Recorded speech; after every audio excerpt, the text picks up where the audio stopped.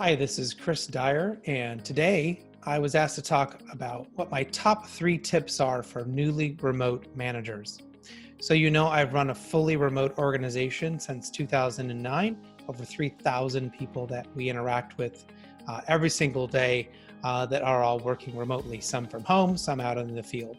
So, here are the things that people typically ask me about what a newly remote leader or manager might need to be thinking about. The first thing is to limit your one-on-one meetings. This may seem counterintuitive, but when we're all in office together, it makes sense to be one-on-one, to have these little conversations, because communication can kind of permeate throughout the organization in a very different way. But in a remote team and remote organization, you need to have more group meetings, more team meetings to make sure communication, collaboration, and agreement, or even conflict if that's needed, is occurring. And so if you walk around having these one-on-one meetings with your team, you're going to very quickly find yourself moving very slowly and having very low collaboration. The second thing that you need to think about doing is creating measurement. So especially right now, as managers are dealing with teams, even on a temporary basis being remote, you need to define 3 things very quickly. What does success look like? What does failure look like? And what does conflict look like?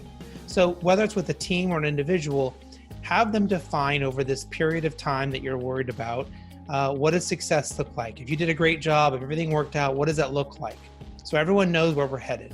If you failed, what would that look like? Why would you fail? What things would occur? And so you can start to find things that you can do to help people eliminate potential failure. And then third, how are you going to deal with conflict? You're at home, can't just walk down the hall and talk to someone. Getting people to think about how they're going to deal with their frustrations, their conflicts, their disagreements is really important to get that out there in the open. All right, and my last tip, and I find this is probably the most important right now, is any meeting that you have that is 30 minutes or more.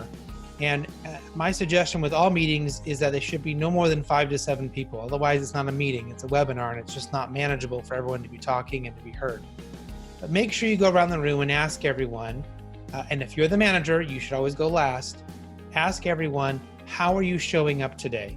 Let them all talk. You're going to get answers from, geez, I'm nervous, I'm frustrated, I'm excited. You're going to get all sorts of things, but it gives you a good sense of where everyone's at, and then you can answer at the end. Then when the meeting's over, go around and do the same thing, but ask, how is everyone leaving this meeting? Super important, so you get a good understanding.